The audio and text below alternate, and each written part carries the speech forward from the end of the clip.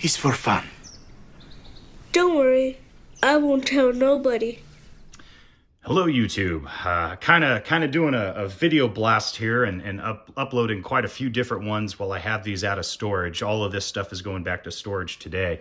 But anyway, this is my Draco SBR, and unfortunately, the younger crowd refers to any intermediate cartridge pistol as a Draco, despite it not having the physical name. But these were the early import Dracos. You also had the Champion 5.56 AK pistol from Romania, but I don't have that. I have my M85, but this is an actual Draco, and I have SBR'd it, and I did that like 10 years ago. I'd have to check my paperwork. I did it a long time ago. Basically, when the AK market was still being ignored, before pistols were really a thing, nobody really had a purpose or a use for the AK pistol, so these things were dirt cheap. I think I got the pistol itself for $300. At that time, a little pricey, but still, pretty affordable. You could get in and get something cool. And then I decided to stamp it and get my SBR stamp. I'll kind of run through topically a few different things that I'll just point at, and then I'll kind of zoom in and show you. We'll start at the muzzle end. So 4-piece flash hider. I used to have a 24 by 1.5 plus an adapter for this 14 by 1 thread, and the problem with that, it was really wobbly, and I always feared that I would get an internal cone strike because it's kind of wobbling around. I mean, just slightly enough where it could catch it, and then a whole $100 piece flies off downrange and possibly strips my barrel. So I jumped at the chance when I purchased the 14 by 1 when CNC Warrior, or maybe it's AK Builder, came out with this. I pounced on it because it's going to fit tighter to the threads.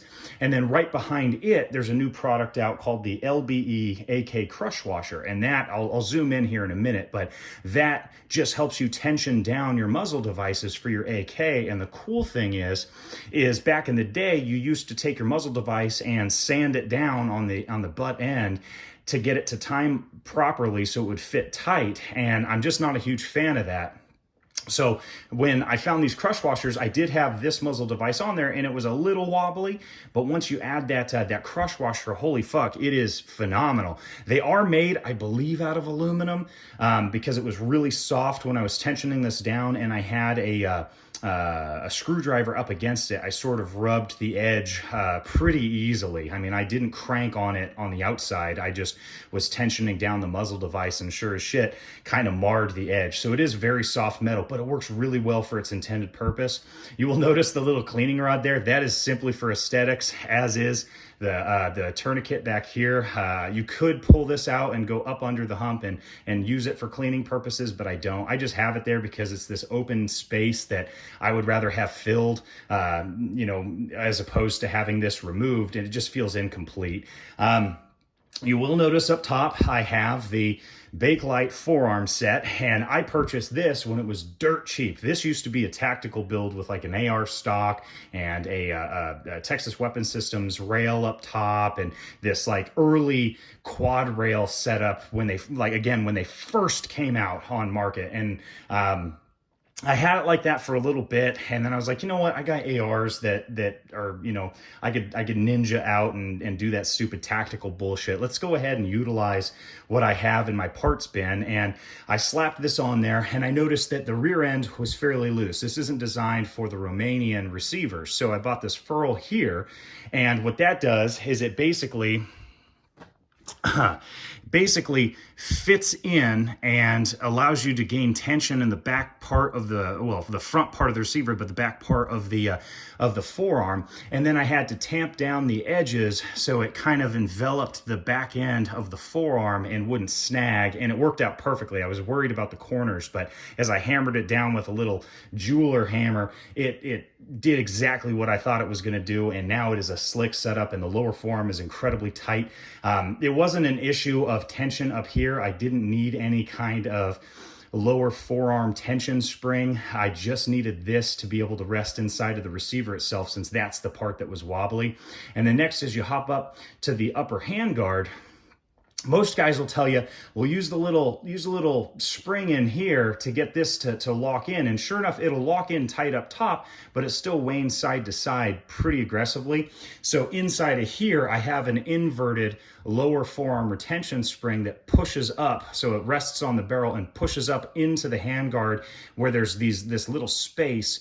And basically what that does is it just keeps it from rocking back and forth. And now it's a very tight setup. I realize that that's not its design, but it works for its intended purpose. And since this isn't used as like a hard use gun, it's mostly just for like the oohs and ahs when you take somebody out to the range or for pictures. It works really well for my purposes. I had a few other designs, but I didn't have to implement them when I did that. I just gave it a shot and it worked out. But again, that's just to keep it from straddling back and forth. And then as you hop back here, a lot of guys give a lot of other guys guff about keeping the shipping charging handle cover on. I don't like the big old honking ones. It's like a plastic table with this big old plastic thing that goes on there. It's just this giant kind of charging handle cover. That's a little silly. That's specifically for shipping purposes because they don't want the charging handle puncturing through the box. But what I became a fan of for storage and transport is vacuum caps, and that's what these are. So if you could buy them online. Now the Amazon's a thing, but when I first got into AKs, Amazon was, kind of what it is now, but there wasn't as many offerings. So I have a local hardware store that sells a lot of this stuff, and I just bought a handful of these vacuum cap rubber covers, and they're a little bit longer, so you just trim the edge and slip them on there, and they hold on really tight, gives you a little bit better purchase on the charging handle, a little bit larger surface area for the charging handle. Excuse me. And I'm just a fan of them. Just, again, no real purpose other than storage and transport, and then a little bit of gripping surface for there. But if it falls off, I have dozens of them now. But I would just swap and put a new one on. But these things are super cheap. They're like 30 to 50 cents, maybe $1. But if you have AKs, it's pretty handy to have in terms of storage and transport, and then also for comfort with charging.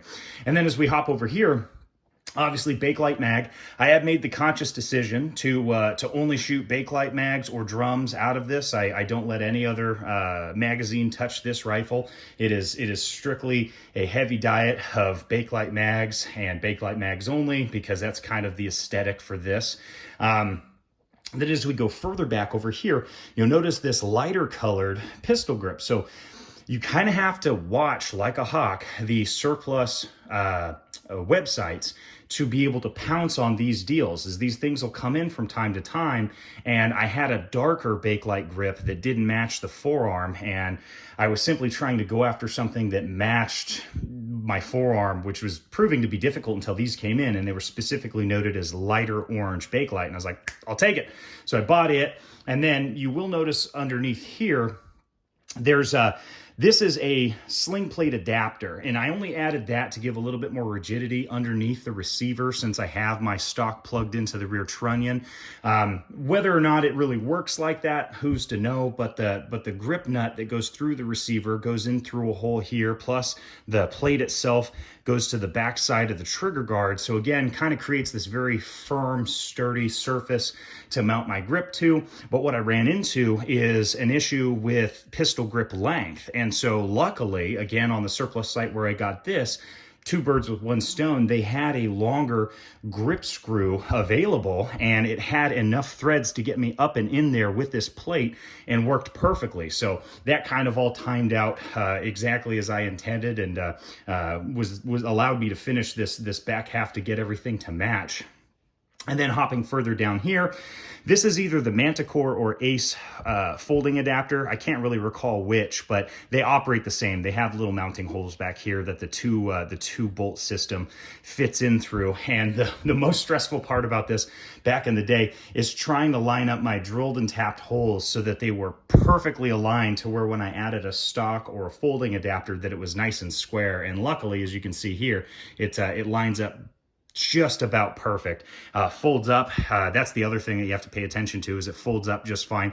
Now there's tons of different systems you can use and adapters. But again, when I made this, that stuff didn't exist. This is a very old build, minus some of the furniture and stuff. But like this back portion was when Manticore first came out with their triangle stock. So I want to say like 10 or 12 years ago. It was right when they became a big company. And as we get a little bit further over here, you'll notice the tourniquet. And I got this on Etsy. Luckily, there's a lot of folks from overseas in, various countries like Ukraine, parts of Russia. This came from Uzbekistan. And the coolest part about this was the newspaper that he wrapped this in to kind of protect it. Had all the writings and kind of what's going on in that country and stuff like that. And then all the stamps that it took to get it here, I just thought were really cool. It's shit that I just don't typically see. So I thought that was pretty neat. It took about 2 or 3 weeks for it to actually get here because of, shipping from overseas and, customs and all, the import whatevers.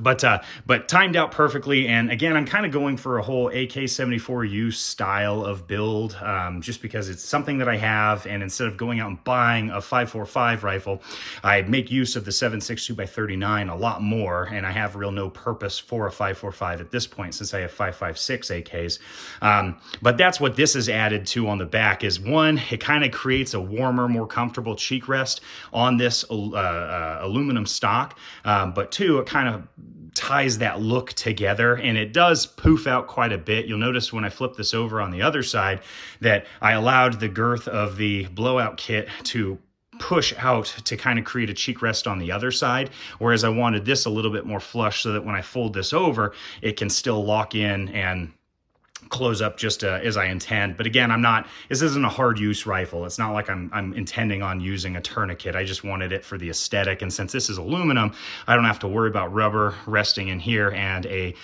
sort of moisture barrier developing. So nothing will really occur in terms of corrosion here.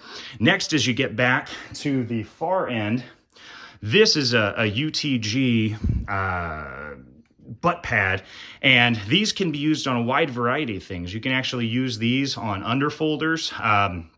You can use these on the back end of standard stocks, or the preferred use is using these on a triangle stock, whether it be the actual hollow, bent sheet metal triangle stock, or these full aluminum stocks. It works perfectly because it just cinches right in, and there's tension, but you may want to go ahead and utilize a strap. And what I opted to do is I had this really tattered Mosin sling that was kind of far gone, but I had these leather straps that were still there, and I opted to just use that as the strap, and it worked out perfectly. The little slit in here is the exact dimensions.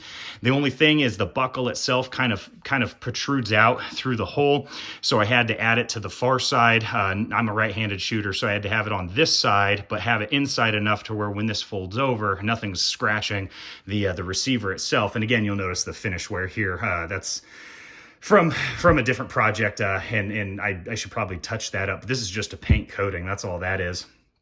But anyway, this works out really well. So if you can find a really cheap Mosin sling, there's 2 of these in there, and so you're able to actually buy this. They sell these shitty little like nylon straps, but it's much cooler to just go ahead and use the Mosin leather strap because it just ties it all together. Go ahead and get this closer for you. So this is kind of the setup, and you'll notice, see the bulk of it sticking out, but it creates this cheek rest here. But this is the sling strap itself, butt pad. Here is that steel plate that I was talking about, the grip. Tapco G2 trigger. I don't suggest these because the hammers have that little hump in there that ends up peening the bolt carrier tail. So what I'm actually going to do is replace this with the PSA smoothed hammer and trigger set. And then as we get a little bit further over, here's that forearm spring tension device there that I just inverted and utilized to keep this nice and stout. I mean, now I can't even rock it. It's very tight. And then as we get over, here is that LBE, you can see up top, LBE washer. And you're going to have to, when you crank your muzzle device down, you're going to have to use something to keep the top end that goes over the detent pin here from going side to side and riding over the top, because then you're gonna have all this tension. So I just held it in place and then tensioned it down, and then now it's good to go. And then at any point, if you really wanted to take this off, you would just depress the pin and then unscrew this, but now you have tension on the backside. So that's basically the rifle itself. And again, more of an aesthetic build than anything else.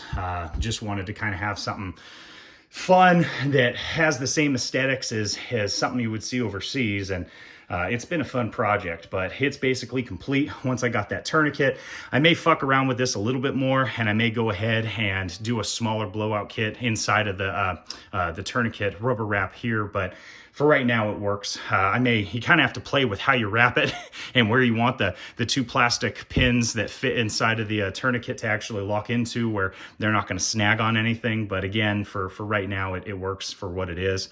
Other than that, thank you guys for watching. If you have any questions or comments, leave them below. As I say in every channel or every video, I rarely check my channel and do any replies, but when I do upload is when it gives me an opportunity to check. So I'll go ahead and respond to any of those as I see, at the time. One thing, unfortunately, is I'd love to tell you where to get this stuff, but because of YouTube's policies and the fact that they're just massive cunts, kind of makes it difficult for me to do that without my video getting taken down. So just Google it. I can't link anything, but you can find all of this stuff from time to time online. Other than the surplus items, anything American made, you're going to be able to find online by just punching it into the internet and locating it. Can't give you really any price points or anything, but some of the non-essential stuff that I don't think they'd freak out about. 4-piece flash hiders hover around $100 for the American-made ones. The LBE washer is about $7 to $10. Then the ferrule and the spring thing, they hover like, again, $7, $10, maybe $15 or so if you need those. I don't advise you do what I did. I just did that for my own build. You probably want to tension yours down differently and use the little rear spring tension kind of circle for the upper forearm, but it didn't really work for my build. And then same thing, American parts back here, you're able to find all this stuff. 922R is something that people typically bring up. Everything inside is all American. Muzzle device and stock is American. Springs inside of these as well as floor plates are American. So it kind of brought my parts count down. I do believe that 922R applies more towards commerce and sales than it does a home builder. That's just my take on it. It's not legally sound, I don't believe, but when you read it, that's what it really sounds like. It's all about import. It's all about the person selling it or company selling it, not necessarily the end user, because the end user 922R is impossible to enforce. But I still erred on the side of caution, and I have enough of the American parts like the piston, fire control group, spring, floor plate, muzzle device, stock, to be able to kind of bring those parts count down other than the body here. And then also the follower inside of the magazine is also American, but then that allows you to still stay on the legal side despite it being absolutely retarded. But anyway, thank you guys for watching, and take care.